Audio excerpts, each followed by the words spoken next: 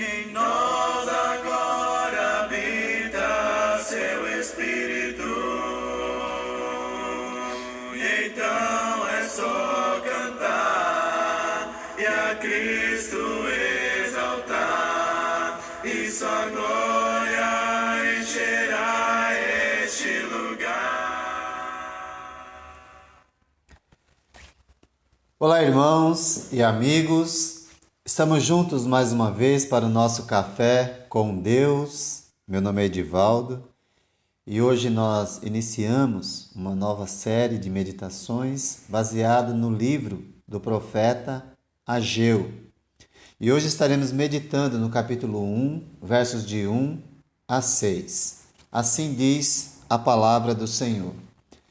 No primeiro dia do 6º mês do 2º ano do reinado de Dario, a palavra do Senhor veio por meio do profeta Ageu ao governador de Judá, Zorobabel, filho de Sealtiel, e ao sumo sacerdote Josué, filho de Jeozadak, dizendo: Assim diz o Senhor dos Exércitos: Este povo afirma: ainda não chegou o tempo de reconstruir a casa do Senhor.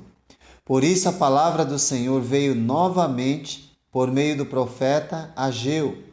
Acaso é tempo de vocês morarem em casas de fino acabamento, enquanto a minha casa continua destruída? Agora, assim diz o Senhor dos Exércitos: vejam aonde os seus caminhos os levaram. Vocês têm plantado muito e colhido pouco. Vocês comem, mas não se fartam. Bebem, mas não se satisfazem. Vestem-se, mas não se aquecem. Aquele que recebe salário, recebe para colocá-lo numa bolsa furada. No ano 586 a.C., o povo de Deus viu o templo e a cidade de Jerusalém serem destruídos por Nabucodonosor, rei de Babilônia. E ainda foram levados para o exílio como escravos, onde ficaram 70 anos. Depois disso, Deus, em sua misericórdia, usou um rei do império Medo-Persa para conquistar o império babilônio e emitir um decreto a fim de que o povo judeu voltasse para sua terra com a missão de reconstruir a cidade de Jerusalém e o templo de Deus. Eles começaram bem, mas as dificuldades da vida, a rotina sem propósito, fizeram com que abandonassem e esquecessem o propósito para o qual Deus os levou de volta à sua terra. É nesse cenário de abandono e negligência da obra de Deus que surge o profeta Ageu, cerca de quase 20 anos depois. Nessa ocasião, o povo judeu estava vivendo bem e prosperando e acreditavam que um dia o templo seria reconstruído novamente. Mas não tão já, sendo que já haviam passado quase 20 anos. Os crentes judeus estavam gastando seu tempo, seu tesouro e seu talento para embelezar suas próprias casas, sem se preocuparem com o templo do Senhor. A indiferença tomou conta desse povo. E a indiferença pode nos levar a uma frieza e pobreza espiritual e ainda acharmos que estamos com Deus. Fiquemos alertas à palavra do Senhor e verifiquemos qual tem sido a nossa prioridade. O porta-voz de Deus, nesse momento, o profeta, ele surge como porta-voz de Deus para despertar o povo a voltar a priorizar a obra de Deus, ao invés de se preocuparem com suas próprias coisas. E a origem dessa palavra não é de Ageu, é o Senhor quem fala através dele. A palavra do Senhor veio, diz a Escritura, por meio do profeta Ageu. O profeta, nesse momento, é apenas um instrumento nas mãos de Deus. No Novo Testamento, a nova aliança da qual fazemos parte, não temos mais profetas. Eles estão no alicerce da igreja, com Jesus e os apóstolos, conforme Efésios 2:20 nos ensina. E eles falam conosco hoje por meio dos seus escritos. Mas Deus continua usando servos dele como instrumento para despertar o povo para a sua vontade. O mais importante é reconhecermos que quando a palavra de Deus é anunciada, é Deus quem está falando. Só assim a palavra terá um efeito duradouro em nossa vida. Expressões como a palavra do Senhor veio por meio do profeta Ageu. Assim diz o Senhor. A palavra do Senhor veio novamente.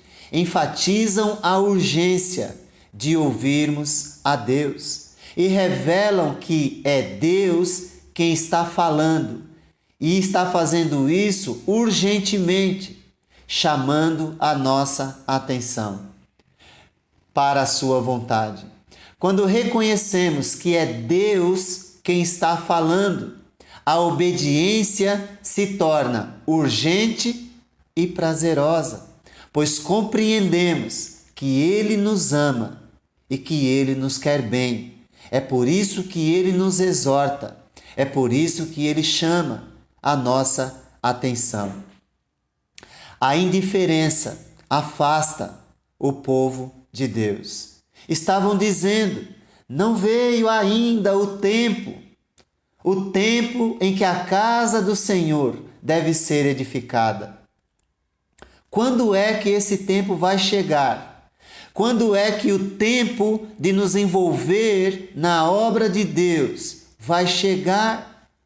Quando é o tempo de nos preocuparmos com a obra de Deus? Lembre que Jesus disse em João 5,17: meu Pai trabalha até agora e eu trabalho também. Deus não para de trabalhar em meu favor, porque eu não me envolvo mais na sua obra. Eu decidi dedicar minha vida ao trabalho e obra de Deus. É tempo de servir a Deus, hoje e não amanhã. Primeiramente, a exortação é para que o povo dê prioridade a Deus e a seu templo que havia sido destruído, do que as suas próprias coisas, as suas próprias casas, aos seus próprios bens. É incrível como nós não temos tempo para servir a Deus, mas temos tempo para ficar 2 horas, 3 horas na frente de uma televisão. É incrível como nós não temos dinheiro para investir na obra de Deus, mas temos dinheiro para investir num bem e ficar presos 2, 3 anos pagando aquele bem. Não estou dizendo que é errado ter as coisas, mas se aquilo ocupa o lugar de Deus, nós precisamos ouvir a palavra de Jesus dizendo: busquem, pois, em primeiro lugar o seu reino e a sua justiça. A objeção de Deus não era quanto à reconstrução em si, mas ao desprezo do povo de Deus quanto à sua obra, as obras do templo, tanto tempo paradas. Podemos observar aqui que a indiferença do povo de Deus quanto a sua obra leva à pobreza material e, consequentemente, a uma pobreza espiritual. Estavam cegos, pois olhando somente para o material, achavam que estavam se dando bem e que Deus estava com eles.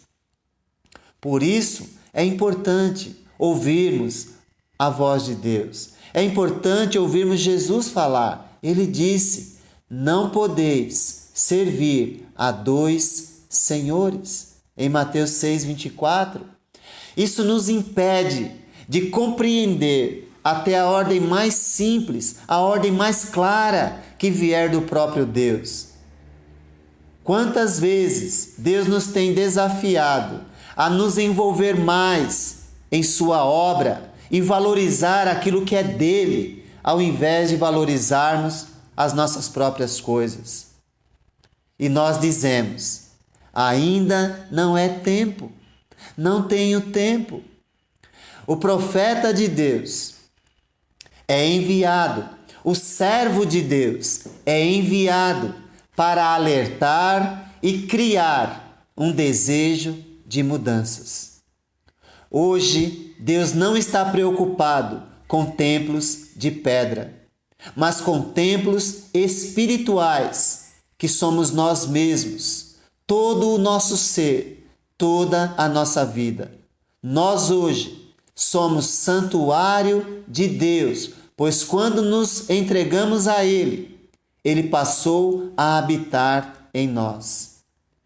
Quanto tempo temos investido nessa construção espiritual, a nossa vida com Deus?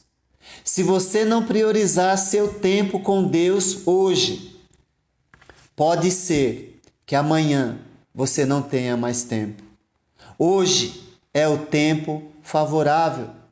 Hoje é o dia de se envolver com Deus, pois Ele, em sua bondade e misericórdia, nos deu esse dia como um presente, para que nós possamos priorizar as coisas dele e honrá-lo como ele merece. Que Deus te abençoe. Então é só cantar e a Cristo exaltar, e sua glória encherá.